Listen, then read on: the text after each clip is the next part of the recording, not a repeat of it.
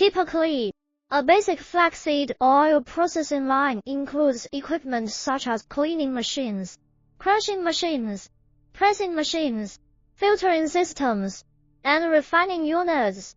For small-scale operations, the cost might range from $5 to $20, while medium-sized plants could require an investment between $30 and $100. Large industrial setups, which include advanced refining and packaging systems, may exceed $150. The choice of machinery also depends on whether you opt for cold-pressed or hot-pressed methods. Cold-pressing equipment tends to be more expensive due to its ability to preserve the nutritional qualities of the oil.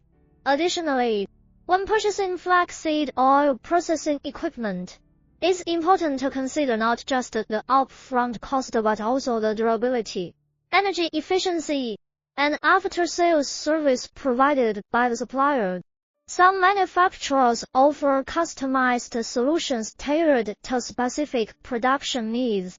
Lastly, regional differences play a role in pricing. Machines sourced from countries with well-established manufacturing industries, like China or Germany,